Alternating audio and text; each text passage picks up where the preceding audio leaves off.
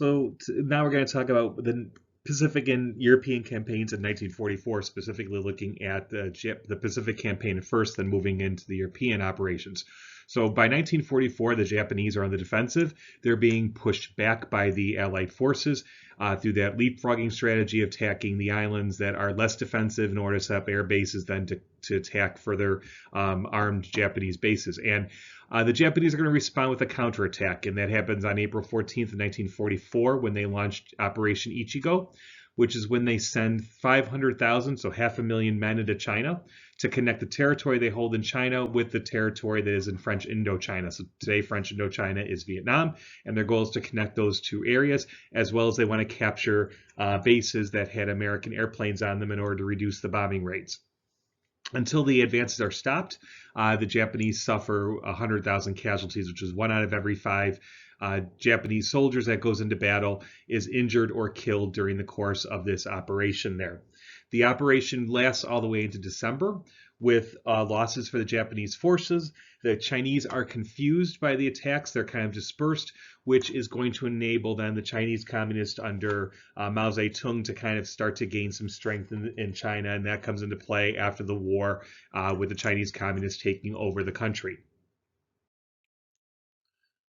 So the operations continue in the Pacific. The Japanese are going to try to take territory in China. They're also going to try to take territory in India. Remember, as I said before, India is the crown jewel of the British Empire, provides them a great deal of economic gain as well as prestige that they have this area of Asia under their control. And so any chance to reduce British military power, British economic power, and British social political power, the Japanese are going to take advantage of it. But joint Indian and British forces will come together in order to fight that and to stop the advancements. And so Japan is not able to make any progress in India at all. In February 17th and 18th, the United States is going to launch its own attack upon the Japanese with a massive U.S. naval attack upon Truk Lagoon, one of these places that's in the middle of the Pacific, one of these areas that plays a role for the Japanese because the Japanese fleet have forward operations bases there. So they'll have logistical pieces, they'll have shipping things ready, they'll have supplies all ready to go to prepare the troops, to prepare the ships, to prepare the planes to launch out and to strike against American targets. So when the Americans attack Truk Lagoon, they're able to weaken the Japanese forward operations. And it is a massive victory for the United States, which then again further pushes the Japanese back on their heels and keeps moving them closer and closer to the home islands. Within about a month, the United States Joint Chiefs of Staff gave the order to occupy the Northern Marianas, specifically the islands of Taipei, Tinian, and Guam. And the goal for these 3 islands, we're going to see them on a map later on, is because this will interrupt Japanese airways to the south. It will stop their ability to fly flights that will be able to target the cruisers, the destroyers, the aircraft carriers that the United States is mounting in the Pacific to keep, again, pushing that attack against the Japanese islands. It will then allow, if we have bases on these in Saipan, in Tinian, and in Guam, us to be able to provide some naval, submarine, and surface bases, kind of forward station our troops, forward station our naval forces in order to, again, keep encroaching further and further and further into China.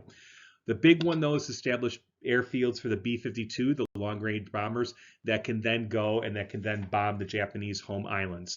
So these islands here, the Northern Marianas, as you can see on this map, are right over here. These are what we're talking about with Saipan, with Tinian, and with Guam. The Japanese home islands are right here. That's where you start getting it. The furthermost island is Hokkaido, and then Honshu, Shikoku, and Kyushu. So if we can get these long-range B-52 bombers that can start to run raids up into the home islands, you can then start to attack Japan where it's thinking it's safe and it's protected and move from there. So that's kind of the goal with taking the Marianas. So this begins on June 15th with operations against Saipan. On Saipan, there's fierce resistance by both the Japanese forces and the civilians. The civilians are often told the Americans will brutalize them, will kill them, and so it's kind of, again, it's this fight to the death that they're going to have. And the resistance ultimately will end on July 9th with the island falling then to the United States. At this point in time, the United States is going to move on to Guam. Guam had already been American territory. It was one of the islands we gained in the Spanish-American War, and the Japanese took it from us in that wave of attacks after December of 1941. So at this point in time, we're going to go and try again to take the islands. And at this stage in the game, the Americans are going to face stiff resistance along with difficult terrain. So Guam is a very kind of has some hills in the area, and the Japanese have dug into it, and it's going to be a battle that's going to slog across the island. It's not a very big place. But by August 10th, the resistance on Guam ends. And just to kind of show just what's happening here, when you're talking about in particularly in Saipan on the night of July 6th and 7th, there was a banzai attack that took place in which 3,000 to 4,000 Japanese made a fanatical charge that made gains towards the United States lines before wiping themselves out. Following the attack, hundreds of natives of the native population there committed mass suicide by throwing themselves off of the cliffs onto the rocks near the northern part of the island. So again, that ingrained sense of we have to fight to the death to protect the Japanese Empire is there, and we see that taking place in these operations. So here you see a map of Guam. Guam is probably all about, here's the scale, 4 miles. So if you kind of probably go, it might be, I think it's like something like 12 miles long, and it's certainly not even, it's just barely about 4 miles in distance. So for 4 miles, you could walk, that would be from here to roughly around Western Avenue. You can do that walk easily in about an hour and a half, and yet even a 12-mile walk could probably take you maybe 4 or 5 hours.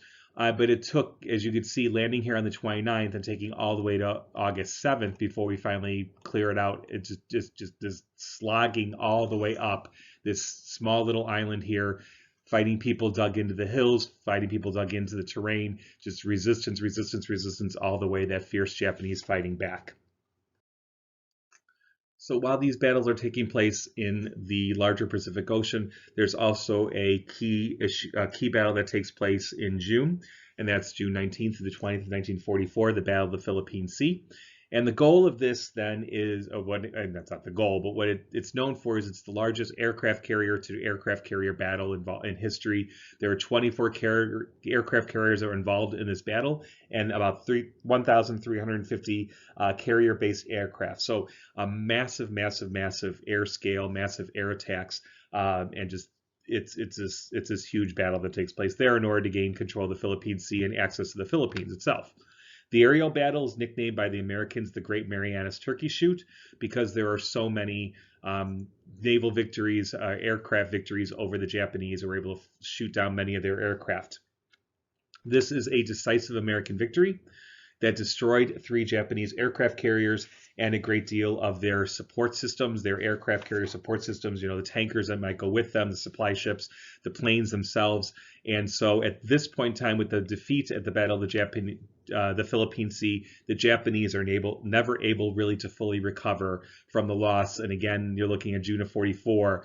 We just keep seeing that, the United States, Britain is just keeps pushing and pushing and pushing on the Japanese Empire. So really now with that loss in the Philippine Sea, the Japanese military leadership has 2 options. They have 2 decisions they can make regarding what they want to do next. The first option is they can commit to an all-out offensive, that they can choose to just go all out and try to do their best to attack the Americans, or they can sit by while the United States retakes the Philippines and cuts off their sea lanes. Japan goes with option number 1, which leads then on to October 20th, when we see this famous image of Douglas MacArthur, who 3 years before had left the Philippines, and his famous statement of I shall return. Here MacArthur's waiting ashore at Leyte in the Philippines, and he makes a statement of I have returned, and then the Battle of Leyte Gulf begins, which took place from October 23rd to the 26th. The Battle of Leyte Gulf is the largest naval battle of World War II. It was probably the largest naval battle that ever took place in world history, and it involved over 200,000 naval personnel involved. And we'll actually look at a short video of Leyte Gulf tomorrow, just to kind of talk about the significance of that and see how that went. But kind of as a summary of Leyte Gulf, there were 4 separate battles that took place. It was the first battle that the Japanese aircraft carrier aircraft carried out organized kamikaze attacks on American ships. So suicide bombings of American ships. The Japanese pilots would go and fly in and blow up the airplane and blow up with an attempt to blow up a ship, damage a ship, crash into the boat and sink it. Again, it was the largest naval battle between battleships in history. The Japanese lost, and they were unable to stop the American landings at Leyte, and the major ships that were in the Japanese fleet returned back to Japan for the remainder of the war, and they basically just became kind of some targets later on for the battle when we got closer to going to the home front. In December, the United States American forces landed at Ormlock Bay in Japan. And again, this is a major battle in which, I'm sorry, not Japan, but in the Philippines, which again, we cut off the ability to resupply its troops. And then we further continued that battle with landing on Mindoro, with the effort to take the Manila and the rest of the Philippines from the Japanese. So we're going to come back to the Pacific campaign. We'll watch that little video on the Battle of Leyte Gulf tomorrow, but we're going to now kind of deviate and go off to the European theater and lead up to the event we're going to spend most of our time in class tomorrow. So back in Europe, in January 20th, the Soviets retook the city of Novgorod from the Nazis. While this is going on, the Allies are still battling in Italy to try and to disengage and remove the Italian forces from there. But we begin bombing Cassino, which Cassino is a key site on the way to Rome, so we're kind of slogging our way there. Cassino, though, was the home of where St. Benedict founded the first abbey in Western Christendom, so this is kind of the house of all monastic orders of Christianity, and the Allies in their attacks on Cassino destroyed the abbey. It's been rebuilt since, but you could see the Allied soldiers this is the remains of Cassino in the picture on the right, the damage that was done to that and how it had to rebuilt by the Benedictine monks and by the recovery efforts. Just going through further timeline on the Eastern frontier for the Soviets. March 26th, the Soviets moved into Romania for the first time. Then by May 9th, the Soviets are clearing Crimea, which was part of Ukraine, was part of Russia, became part of Ukraine when Stalin gave it to the Ukrainians, and now is back in Russian hands because of the movement of Putin's forces starting back in 2014. And then on May 23rd, the United States broke out of its Italian beach at Anzio. They landed some forces there, and again, it's this push to go and take the city of Rome, which they attempt to do starting on May 25th. Within a very short period of time, Hitler ordered the withdrawal from Rome on June 3rd, and we see here in the next picture jubilant Italian men and women standing in that St. Peter's Basilica Square, celebrating the liberation of Rome from the Nazis. So that, looks like an elderly Italian woman giving an embrace to the GI there on the tank there as they're liberating the city of Rome. So we've covered this. We're going to then get into a little bit more. We'll watch the Battle of Leyte Gulf tomorrow and then get into D-Day, the largest naval invasion that ever took place in history. So we'll talk about more tomorrow. Thanks.